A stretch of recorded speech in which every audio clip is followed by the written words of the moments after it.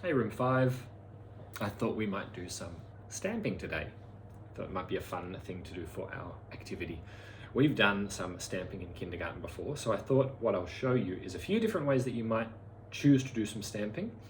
And I'm sure that you will have some of these things that you need at your home. So if you don't have one of these things, then you can do one of the other ways. So the first thing you need is some paint. If we're stamping, we definitely need some paint. So what I've done, I've put my paint out on some paper plates because when we're stamping, it's good to have a big surface area so you can push your stamps in. So I've used some paper plates. I've got red paint, I've got blue paint, and I've got yellow paint. We call those the primary colors, don't we? Because from red, blue, and yellow, if you mix them together, you can make all the different colors of the rainbow. Wonder if I might challenge you today to use red, blue, and yellow and see what kind of colors you can make. Okay, so the first way that I would show you, you might need a paintbrush and you'll need something to stamp on.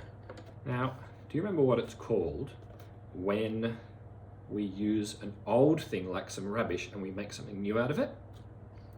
We call it recycling, don't we? And we're good at recycling in Room 5. I'm using an old cornflakes box. I cut it open, and this is what I'm going to stamp on. I also have some paper for later because I don't know if I'll have enough room on this to do all my stamping. So the first stamp that I wanted to show you, I got some cardboard and I cut out the shape that I wanted to make. I used the rest of my cornflakes box and I made a little handle on the back so I can hold it when I put it in my paint. Now, can you tell me what shape did I make? I'm going to do some footprints. So let's see. I might make a red. Maybe I might even use 2 bits of paint. So look, I'm going to get my paint. I'm going to smush my footprint in. Almost all covered. Maybe I'll get some blue in the middle. In the blue. And maybe I'll put the bottom in some yellow. And so now I can stamp on my page. Let's see. One big stamp. Squash, squash, squash. So can you see how I can hold my handle? And that means that I can easily lift it up. Have a look. So we can do some different footprints. So that's one way that you might choose to do some stamping. So you don't have to make a footprint. Maybe you might like to make a dinosaur. Maybe you might like to make a love heart. And if it's a bit too tricky for you to cut it out, like the toes on this were quite tricky, you could draw a picture and then ask your mum or dad to cut it out, and then they can help you make a little handle and you can use that to stamp. So that's the first way that you could stamp if you want to. Put my footprint away. The second thing that you could do if you want to, this is something we've done at Kinder before, you could use some old bits of fruit and vegetables. Now we don't like to waste fruit and vegetables, so what I've done, I've only cut a little bit. So here, do you know what fruit this could be? It's an orange. Let's see if we can do some orange stamping. I'm going to use some yellow paint, but I haven't used very much orange. I ate the rest for my breakfast. Because we don't like to waste food in Room 5, do we? And there we go. Smush it on. Lots of paint. Squash down. Ah, looks pretty interesting. What next? What fruit is this? Apple. I haven't used very much apple. I've only used a tiny bit, just the bit with the core, with the peel. I might paint the apple so it gets a nice amount of paint on it. I'm going to paint some paint onto my apple, ready to stamp. Try to get all the different bits. Okay, ready? Let's have a look what it looks like. I'm going to do an apple stamp up here. Squash, squash, squash, squash, squash. So all the paint goes on. Let's see. There's my apple. You can even see some of the apple pips in the middle. Isn't that cool? Let's try, do you know what this is? This is an old cucumber that I had. Might do a red cucumber. Let's get some red paint. paint along the cucumber. This is going to be a very long shape, isn't it? A long cucumber shape.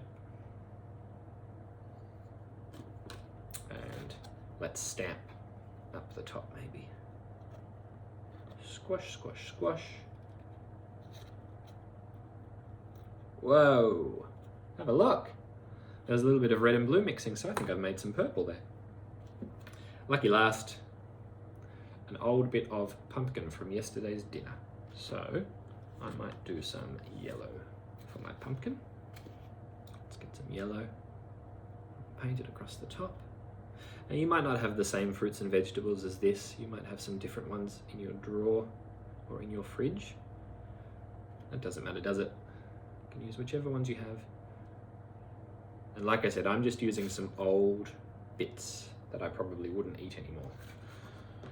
Because we don't like to waste food in room 5. We're good at using up lots of food. Let's stamp our pumpkin. Squash. Oh, not a squash, it's pumpkin. Squash.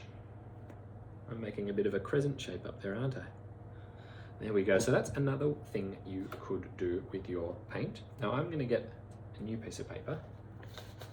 Because lucky last, oh no, 2 more ways that I can show you.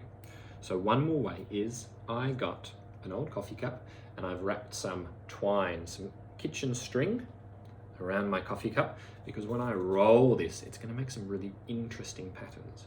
So let's roll it in a little bit of red. Some red, now some blue.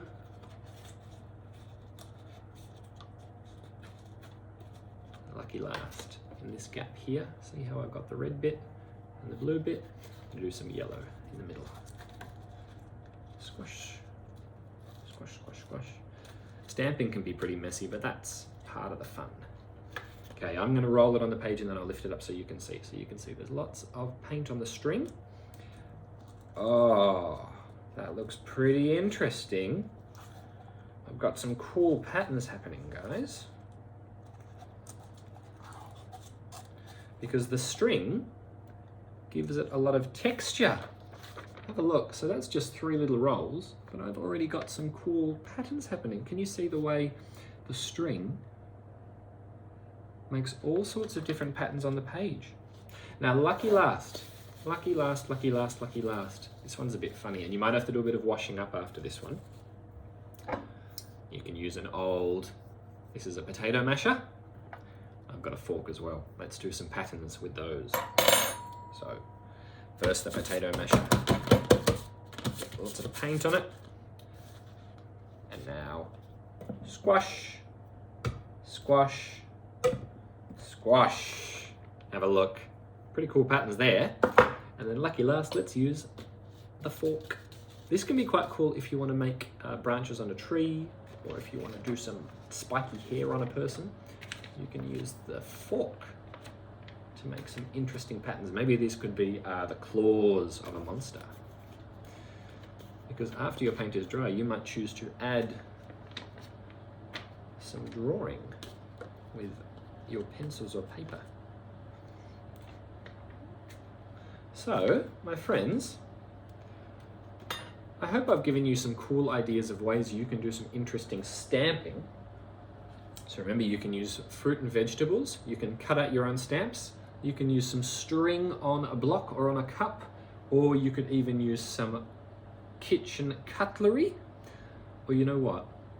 There might even be some different ideas that you have that I haven't even talked about. You know what you can use? It's pretty fun to use your hands and your fingers to do some stamping as well, so maybe that's something you might choose to do. I'm excited to hear about how your stamping goes. Have fun. Bye-bye.